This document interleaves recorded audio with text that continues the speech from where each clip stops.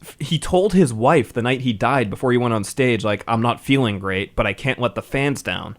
And what really bummed me out about that is Wikipedia, or what I was reading for the source as what happened, said that basically people were leaving halfway through the show, and he was performing to fewer and fewer people as he went on and finished the show. So basically he was playing to a half-empty room by the time he was done. Yikes. And he was doing it to not disappoint anyone, and then he ended up having a heart attack that night.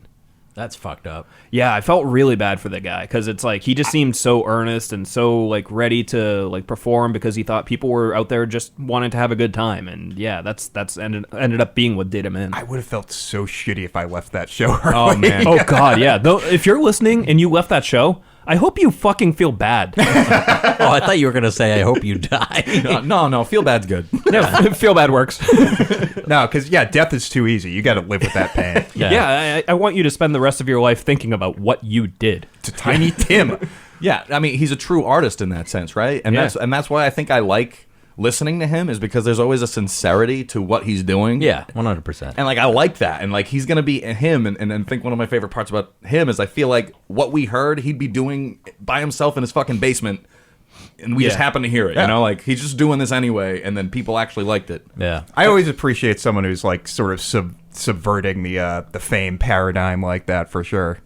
Yeah, I feel like he probably had a similar trajectory that Warren Zevon had, where he probably started out doing these tours with like a big band and everything like that. And as time went on, it was basically just like him, his ukulele, and like a road manager driving around in a station wagon. And like that's awful. That sucks for someone who is putting themselves out there and trying to entertain. Yeah, for sure. I remember, I mean, other than hearing the two popular songs, the only other real exposure I had to Tiny Tim was I saw some. It was an episode of Howard Stern where Tiny Tim was on it, and Howard Stern was just pissing him off the entire time. Big surprise. Because I guess I don't know if Tiny Tim was religious or if he became really religious, but I guess he just he became like this really religious guy, and Howard Stern was just like fucking digging into him. He just kept going like, "Oh, Jesus!" Yeah, exactly. He kept saying Jesus Christ, and Tiny was like, "Howard, can you please stop saying that?" Okay, that's kind of funny. Yeah, no, it is pretty funny, but it's just like that sucks. Yeah, unfortunate. Yeah, Howard Stern's an asshole. Tom MVP. Yes. MVP moment is some of the best life advice I think I've gotten, and it's from this album, is never hit your grandma with a shovel.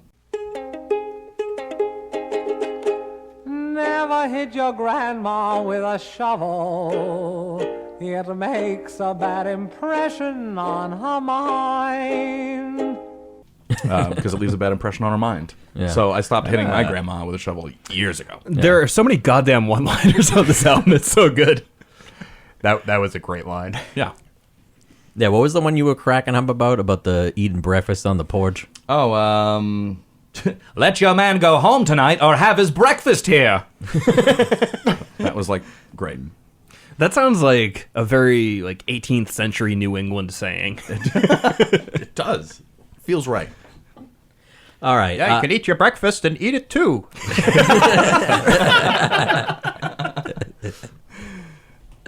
My MVP actually was going to be, so this is going to be an honorable mention because this was going to be my MVP, Jesus Christ, MVP. And then further on in the album, I found a better one. But my honorable mention is going to be that fucking sweet little organ part at the beginning of "Stay Down Here Where You Belong." Yeah. That was a cool little intro there. But my actual MVP moment is going to be the reverse reverb on the vocals in "The Other Side." One eye is brown, the other is brown. I am a fish, I swim around.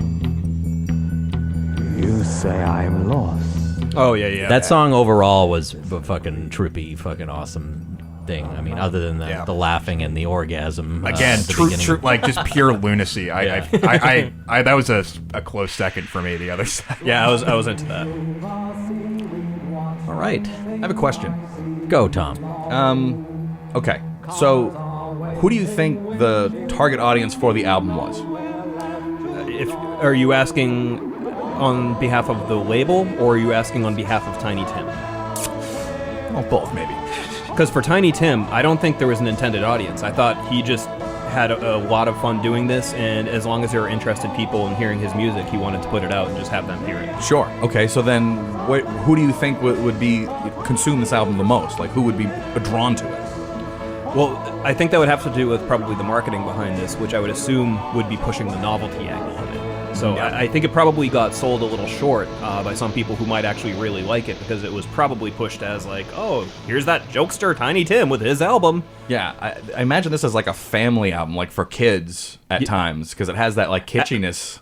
Minus the orgasms. Yeah, I was going to say. But like those, yes, they're orgasms, but also they're not.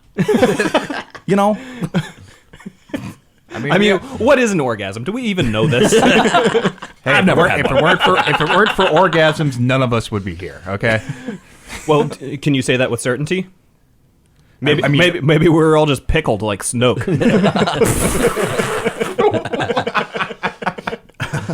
Touche. Yeah, I think like the target audience has changed over the years too. It kind of comes with the, what contextually is going on too. I feel like over the years it definitely kind of started to veer into the obscuro territory, as which is like extreme novelty almost. Yeah. I mean, so I'm just gonna show my hand early on this, just get it out of the way, because my comparable album for this is Gorilla by Bonzo Dog Doodah Band, and I see so many similarities between this. Bonzo Dog Doodah Band. They were. Real. Yeah, it's real. There were like a few different core members of the band, but one of them was Neil Innes, who wrote a ton of music for Monty Python, was in with them. Oh, okay. The rest of the band was tight with the Beatles. Like they were a known quantity in late '60s England. But yeah, just your reaction is perfect to that, because their album Gorilla is fucking fantastic. But I think a lot of times it gets written off as a novelty album because there is a big comedic angle to it. But there are fucking good songs on it too. Yeah, for sure. And that was one of my. I had a few comparable albums. That was definitely on there, but I had a feeling that you were going to pick that one. So I mean, I got angry when Jim selected you to go first, because I'm like, Patrick's gonna fucking pick Gorilla. well, I had a couple others backed up just in case. I mean, Captain Beefheart's "Safe as Milk" was an obvious one. It's like similar time frame, same producer, same kind of psychedelic meets weird, slightly comedic. Like Beefheart was not quite as comedic and novelty, and was a little more just fucking weird and just like making weird ass noises. Yeah, and like just kind of a lot of weird noises and vocal tricks and stuff. And I'm also gonna go with Butterscott's "In a World," because which is a group that I play with Joel Simkis, and obviously, yeah, just like I'm hearing all sorts of fucking AM pop, weird psychedelic shit happening on this record that Butterscott's definitely hugely influenced by. Tom, you get a comparable album? I don't. Really? I don't know what to say. I like that. Just fuck you guys. No. I have no idea what I could compare it to. Oh, all right. I might have two. Maybe I could fill one in for you. Okay. So I was going to go with Pink Floyd's "The Piper at the Gates of Dawn." Oh, Sure. The song "Bike" specifically. Yeah, I could see that. Just fucking wackadoo. And I don't have a Zappa album specifically, but Zappa does some fucking weird ass shit. Yeah, for sure. Yeah, I think the Syd Barrett and Zappa comparisons are pretty apt. For sure. Man, that would be a great tour. Just like fucking Zappa and Beefheart and Pink Floyd and Tiny Tim. Yeah, something Syd Barrett era. Yeah. Yeah, something that could only happen in like 1968 for sure. Yeah. All right, let's rate this motherfucker, Patrick. I'm gonna give it an 8. 8 is apparently my go-to rating for anything that is I can't see any fault with, because I can't see any fault with this record. It delivers. You get Tiny Tim, you get the ukulele, and you also get all this other great shit that like is totally unexpected. It was more than I thought it was going to be, and I really I appreciated it, and I could definitely see myself listening to this again of my own volition. So if this album were a couple songs shorter, I would probably give it a 9. I fucking loved this album. It was a lot of fun. I didn't purchase it during this listen, but it is in my Amazon wish list. I definitely want to acquire this album at some point. I think I do too, actually. It would have been a solid 9 if it were a little bit shorter, but as it stands, it's an 8, and it's a strong 8. I highly recommend, if you're listening to this, go fucking listen to this album, because it's just a lot of fun. Yeah, very pleasantly surprised.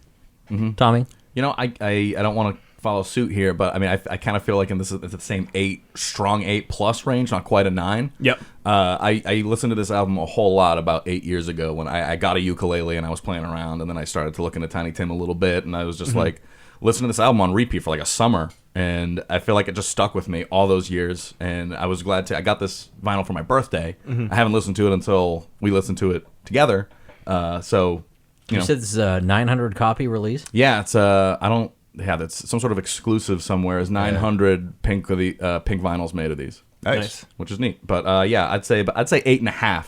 Because We'll call it a strong 8. We don't have. you don't do here. halves. No, we don't do any of that pitchfork nonsense. We do strongs and weeks. Yeah, Oh, okay. that's your way to signify like it's closer to 9, but Okay, so strong 8 then. Strong That's 8. where I'll land. I'm also going to give it an 8. Very, very, very, very pleasantly surprised. I was hesitant when Tom sent me the picture last night of all the albums, what he wanted to do. I was just like, Jesus fucking Christ. Yeah, it was either this or Black Dahlia Murder. Those were my two. Yeah. I don't know enough made the about right choice. Black Dahlia, so... That's a great album too. Man. Yeah. That's good stuff. well, maybe we'll have to do that one at some point in the future. I remember there's a old fucking YouTube video. We're talking like early mid 2000s of a Black Dahlia Murder song, but like it's like really cheap fucking like Microsoft Paint animation, and it's like you can't, since you like can't quite understand the lyrics, they like tried to rewrite them. I've seen those types of things. Yeah, I remember that era. Yeah, there's like I remember the line is like the something of diving into steak. Like it like the line was obviously something else, but like they showed the animation of like a guy like diving into a fucking New York strip. Good shit. Yeah, so an 8. A solid 8, yeah. Okay, is that the first time? Well, I mean, it's not the first It's time. the first unanimous rating. unanimous 8 rating that isn't Oh no, a it's 10. not. Anima. Well, Yes. the Anima was- first Yes, unanimous. correct. Yeah. Correct. Oh, cool. Yeah, that's We good. did it. All Well, right. thanks for showing us that, Tom. Yeah, that was awesome. Thank you for having me, guys. That was great. It was a great time. Oh, I want to say something too about Tiny Tim. On a lot of his tracks, and I don't think it's intended. We talked about his orgasms, whether they were orgasms or not. I think he just is sexy. He's a sexy guy. He has sexuality that he can't control, and that's, it's just constantly coming out of him. And I feel like that's why people think he's Constantly creepy. coming out of Yeah, him. dude. And I feel like that's why people think he's creepy. They see him and they know he's creepy, and because they're just not attracted to that. Yeah. But he is sexual, and that's what hits people. He's weirdly like on the cover of this album, like weirdly kind of creepy, sexy, like Robert Smith almost. Like, Yeah, he looks like a bizarro Robert Smith that made some poor life choices. like Which you're is weird looking, coming from Robert like, Smith. Yeah, More bizarre. Okay. My feet hurt. Oh, still, That's how my 2020 has been. How has yours been? my feet have been relatively okay. I haven't had any issues with my feet in a while. I do have a fucking ingrown nail that I really need to take care of. I hate that. Well, if you ask Jim nicely, he'll nibble at it for you. I don't think he can access it. It's just fucking in there. I tell you, He loves a challenge. I tell You you, need to cut some skin away. You need to lance it. I'm not grossed out very easily, but I'm telling you, I'm not putting Patrick's fucking foot in my mouth. I'm sorry. yeah, no. It's not. and happening. this is where we have arrived at episode 54. I think I would probably lick your asshole before I lick your feet. Whoa. Yeah. All right, would you put Tiny That's how Tim's foot in gross. your mouth? That's. I no. I'm right there with you. Fucking feet. No thanks. No, I like feet, just not your feet. I don't want he's a anyone's foot feet. guy. That's why God is punishing him with these gouts. No, oh my god, yeah. So yeah, I got gout again, and I was like, what the fuck? Because I've been trying to eat healthy in the new year, and I'm actually down like 8 pounds, which is cool. Nice. 8. 8. Eight. It's a fucking theme here. 8 pounds after this 8 rated album that you listened to 8 years ago. Whoa! And it feels like the 8th time. Feels like the 8th time. Recorded on the 8 pre. Yeah. I was going to say, is this the 8th of January, but it's not. No, it's not, unfortunately.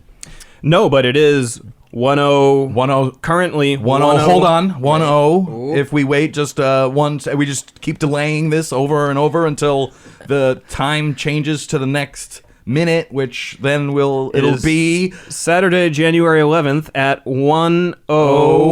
And it's gonna be something that we've The been longest talking fucking about, minute of my and life. then it'll get there soon. Just give it another second, and then Jim, it'll just make edit this out so it sense, works. and then- 108. Yeah. I was gonna. Oh, it is 108 now.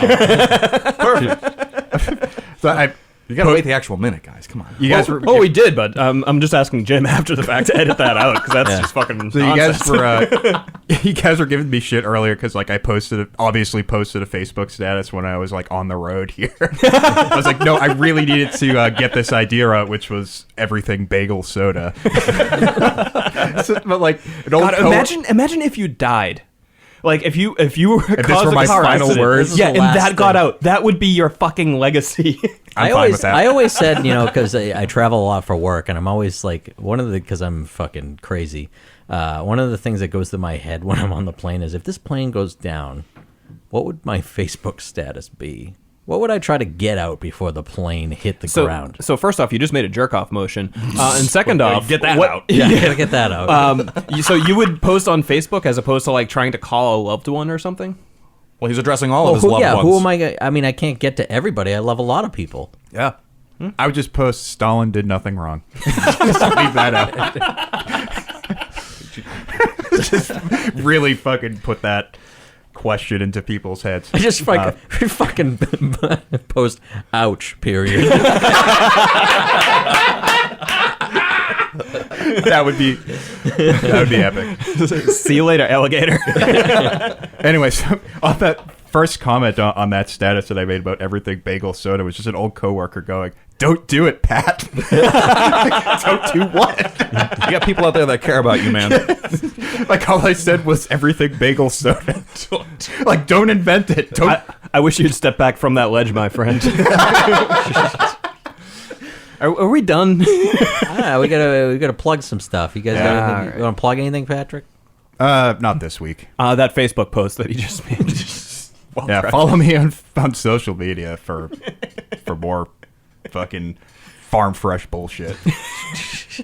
You got anything, CB? Yeah, just the other shows on the Zero Science Network. Give them a listen. Clamshell Case Files, Jukebox Zeros with our own little baby boy Patrick, provided he doesn't die on a highway while posting something. Tommy, you want to post plug anything? Yeah, I'll post something. You post something on the air? Sure. I made a movie a few months ago. You sure did. Called Stray. It's a short horror film. Won an award. Is it available online? It is not currently. So right now it's going through film festivals. Got it. And it will be doing that probably up until the summer, fall of this year. Okay. So if they're in the area, I mean, there were going to be some in the New England area. So if they're around here, go check out Stray and Fatfoot Films for more information on Stray. Cool. Cool. I did some stuff on it too. Yeah, that's right. You were. I was the third. additional sound mixer. And then after the movie, Tom's like, you really should have been second and not third. I did. Because I believe that is true. Oh, thank you. Wow. You still have all my equipment, too. I do. I should've Shows you how brought much that I today. use it. So you guys were a poly couple looking for a third. That's how you guys hooked up. Yeah. Just go with it. Yeah, exactly. I guess that's it. I guess that's it. I guess that's the show. Oh, we're going to be doing the RPM. Oh yeah, that's gonna be coming out March 1st, hopefully. Yeah. RPM? Theoretically. It's RPM basically like challenge. the 48 hour, but you Oh, get that- them. yes. But Yeah. but an album, yeah, over the course Speaking of of the February. 48 hour, we just signed up for that, baby. You We did? did, yeah. Yeah. Yeah. Get ready for more content, America. Yeah. Wait, so you did the Boston one? Yep. Oh, yeah. We were considering the Providence one, but Ah. I don't want to do it. With the Fatfoot Films guys? Yeah. Yeah, I'm sure you're fucking filmed out. I don't want to do it. Well, I'll tell you, if you want to hop on our crew just for the sake of helping out. Just for the ha-has. Maybe. That sounds like fun. Yeah. Cool. Just for the shits and giggles. We still Yeah, got we can Specifically the shits. we can It's a spectrum. we can promise you no responsibility. Oh, yes, I'm there. All right. Thank you, Tom, for coming in Oh, thank you for having me. and showing us the Tiny Tims. God bless him. Tom showed the Tiny Toms, and Tiny Tims, and we had Tim on the last He episode. showed us his Tiny Toms, and then we listened to Tiny Tims. He has Tony Toms. Tiny Toms. He has multiple. Well, yeah, I was my balls. Yeah. Okay. You didn't catch it. No. Yeah. Oh, okay. Those are my tiny toms, and then I have my large tom. Let's please end. I have to poop. Please end. All right. Hey, this has been Old Men Yell at Cloud. Check out all the other shows on the Zero Science Network. Like Christopher said, Christopher's shaking his head at me because I don't know how to speak. It's because my feet hurt, okay? My feet fucking hurt. All right. That's it. I'm Jim. I'm Patrick. I'm Christopher. We'll see you in hell.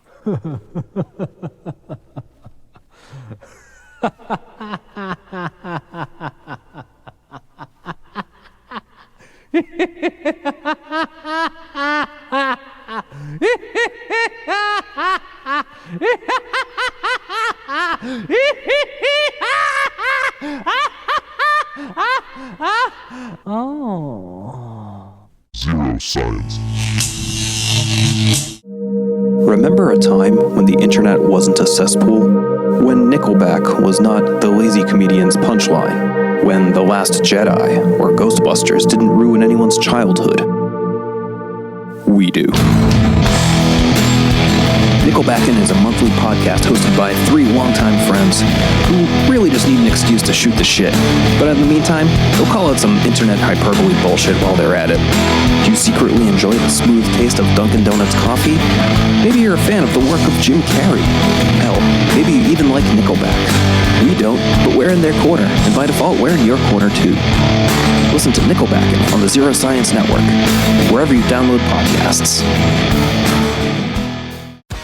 Amazon is hiring near you. Earn a competitive wage and start as soon as 7 days. No resume or experience required. Health and safety are a top priority with all of our roles and sites, and Amazon is taking precautions in our buildings to keep people healthy. Go to amazon.com/apply. That's amazon.com/apply. Amazon is an equal opportunity employer. At Lexus, service isn't just a department. It's a voice on the other end of the phone. A note to say you're on our mind. A willingness to come to you. The world and how we interact with each other is changing, but that will never change who we are at Lexus. Now, more than ever, you and your needs come first. Find out what service options are available in your area at lexus.com/people first. Click the banner to discover more.